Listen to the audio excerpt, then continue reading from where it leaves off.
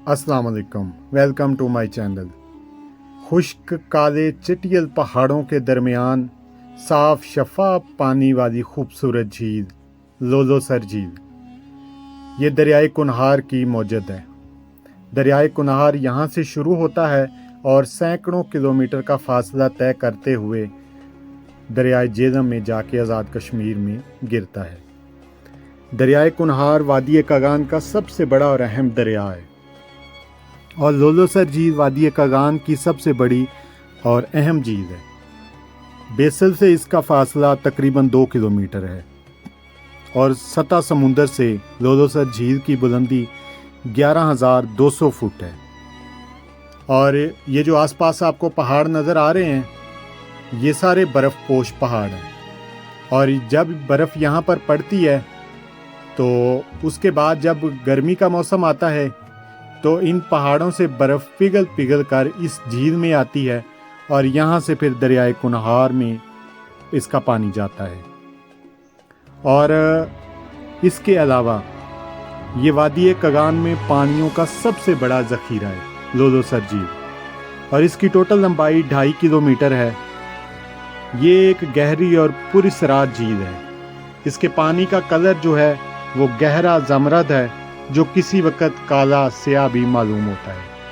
इस झील के किनारे पर खड़े होकर आप इसके पानी के अंदर देखें तो आपको इसकी तह तक पत्थर नज़र आएंगे, यानी इतना साफ और शफाफ पानी है। लेकिन यहाँ पर हर वक्त एक डरावनी और गहरी खामोशी छाई रहती है, पुरस्रार सी।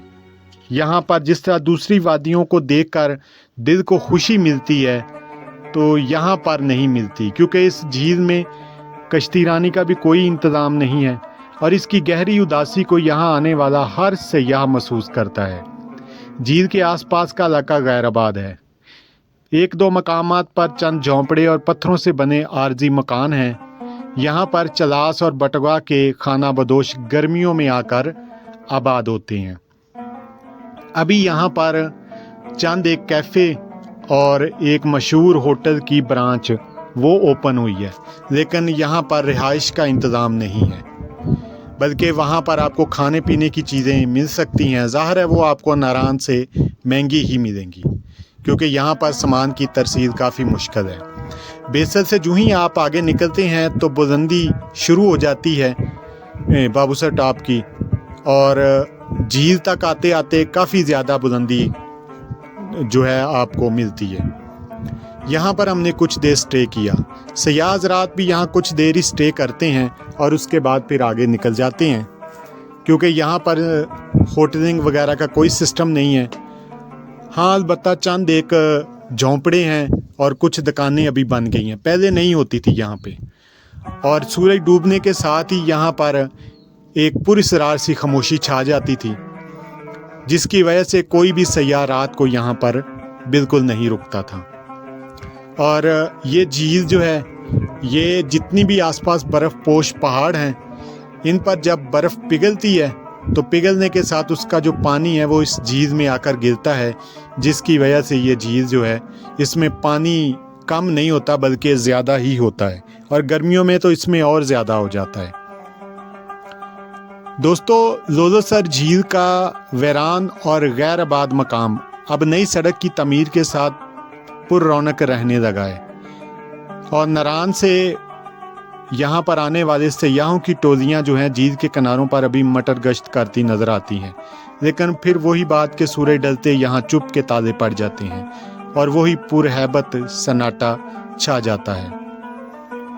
यहाँ पर अभी देखें कि कुछ होटल, कुछ कैफ़े वगैरह दुकानें बन गई हैं, जिसकी वजह से कुछ रौनक हो गई है।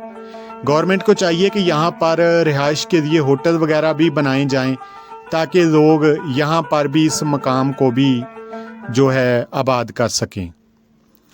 इस लोलोसर झील के साथ एक कहानी, एक नहीं बल्कि कई कहानियाँ मुंसलिक हैं जो मकामी लोग सुनाते हैं। अब अल्लाह जानता है कि वो झूठ है या सच है, लेकिन हम आपको सुना देते हैं। कहा जाता है कि जलालुद्दीन मोहम्मद अकबर, जो मुग़ल एक बादशाह गुज़रा है, इसकी एक बेटी थी जो आँखों से नबीना थी। तो उसने लोलोसर झील के पानी से आंखें धोईं तो اس کی آنکھیں لوٹ آئی۔ اس کے علاوہ دیوزادیوں اور پریزادیوں کی کہانیاں بھی اس کی فضا کو طلسماتی بناتی ہیں، اور مقامی لوگ اس جھیل کے بارے میں بہت ہی پراسرار اور دلچسپ عجیب و غریب باتیں کرتے ہیں۔ اس جھیل سے آگے ایک جھیل آتی ہے جسے سنگر جھیل کہتے ہیں۔ اب پتہ نہیں یہ نام کہاں سے رکھا گیا ہے، لیکن یہ ابھی تک عام لوگوں کی نظروں سے اوجھل ہے۔ سنگر جھیل کی سطح سمندر سے بلندی 13,200 فٹ ہے، اور یہ وادی کے ایک دور دراز ویرانے میں واقع ہے۔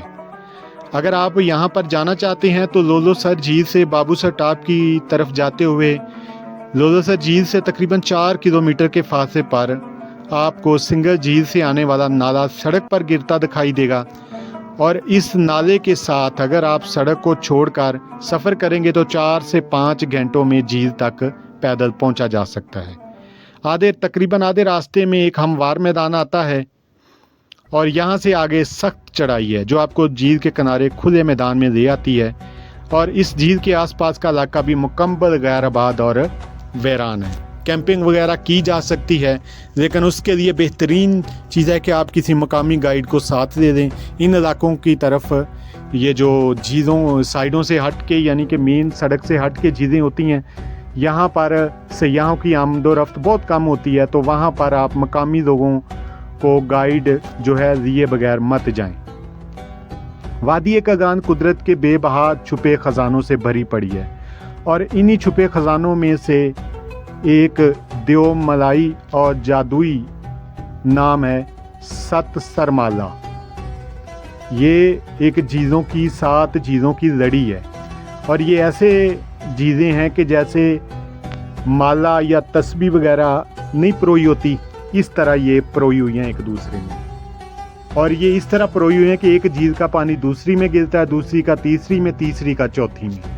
لیکن ابھی ایک جھیل کے ختم ہونے کی وجہ سے ابھی 6 جھیلیں رہ گئی ہیں، اور اس جھیل تک اگر آپ نے جانا ہو تو لولو سر جھیل سے تقریباً 5 کلومیٹر آگے دمڑی بستی کے قریب سے اس کا ٹریک شروع ہوتا ہے۔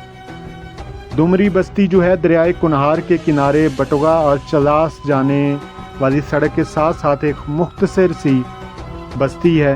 اس بستی سے کچھ پہلے آپ کو ست سرمالا سے آنے والا نالا سڑک پر دکھائی دے گا۔ لولو سر جھیل سے آگے دائیں جانب سے آنے والا یہ تیسرا نالا ہے۔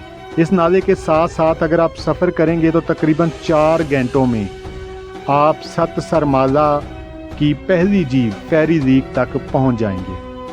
سطح سمندر سے اس فیری لیک کی بلندی 13,350 فٹ ہے، اور آپ کو دوسری جھیلوں پر آپ جائیں گے تو آپ کو فیری لیک سے شمال مشرق کی جانب اوپر سے آنے والے نالے کے ساتھ سفر کرنا پڑے گا۔ آدھے گھنٹے کی مسافت پر آپ دوسری جھیل تک پہنچ جائیں گے، اور مزید 1 گھنٹے میں آپ باقی جھیلوں سے گزرتے ہوئے آخری جھیل تک بھی پہنچ سکتے ہیں۔ اور اس کے علاوہ سرخل ست مالا کی آخری جھیل ہے، اور اس کی سطح سمندر سے بلندی 14,000 فٹ ہے، اور یہ جھیل برف پوش بلندیوں میں گھری ایک مکمل غیر آباد علاقے میں واقع ہے۔ یہاں پر بھیڑ بکریوں والے بھی کم ہی پہنچتے ہیں، اور یہاں سے دائیں جانب پہاڑ کو عبور کر کے دوسری طرف سنگر جھیل جایا جا سکتا ہے۔ تو یہ آخری جھیل ہے، لیکن اگر آپ نے اس جھیلوں کی سیاحت کرنی ہے یا ان جھیلوں تک جانا ہے تو کسی مقامی گائیڈ کو ساتھ لے دیں، انشاءاللہ آپ سیف رہیں گے۔ بٹوگا وادی کاغان سے چلاس اور گلگت بلتستان جانے کے لیے بابو سر ٹاپ کے علاوہ ایک متبادل روٹ بھی ہے، کیونکہ ایک تو روٹ ہے نا کہ آپ بابو سر ٹاپ سے ہوتے گلگت بلتستان اور چلاس جاتے ہیں، لیکن ایک یہ متبادل پہاڑوں کے اندر سے ہوتا ہوا روٹ ہے۔ لولو سر جھیل سے 5 کلومیٹر آگے دمڑی بستی کے مقام پر آپ کو ایک کنکریٹ کا پل نظر آئے گا۔ یہاں سے ایک جیپ ٹریک بائیں جانب مڑتا ہوا پہاڑوں میں گم ہوتا نظر آئے گا۔ یہ جیپ ٹریک تقریباً 13 کلومیٹر کے فاصلے پر 14,100 فٹ بلند درے تک پہنچتا ہے، جسے بٹوگا ٹاپ کہا جاتا ہے، اور درے کے دوسری طرف یہ سڑک اترائی میں اترتی ہے और आपको बाएं जानब पत्थरों में गिरी हुई एक तालाब नमा झील नज़र आएगी जिसे बटोगा झील कहते हैं। यहाँ से मज़ीद 1 किलोमीटर नीचे उतरने के बाद आपको पानी का एक छोटा सा टोबा नज़र आएगा।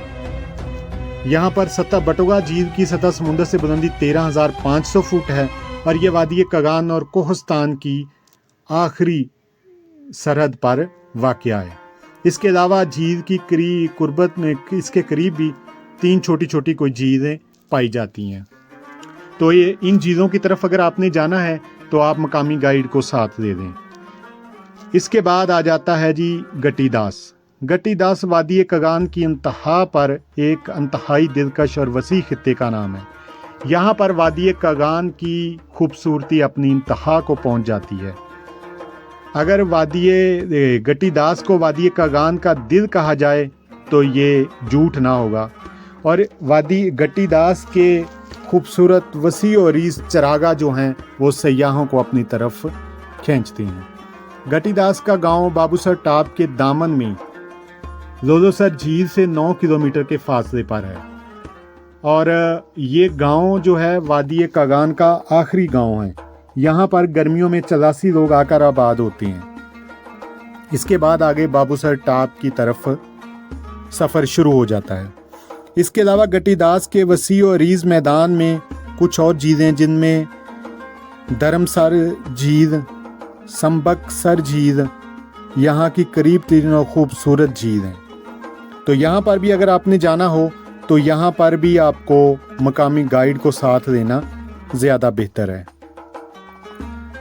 और इसके अलावा दोस्तों जब आपने बाबूसर टाप की तरफ सफ़र करना है, अगर आपके पास गाड़ी है तो उसकी मेंटेन उसको सांस अच्छे तरीके से दिला दें।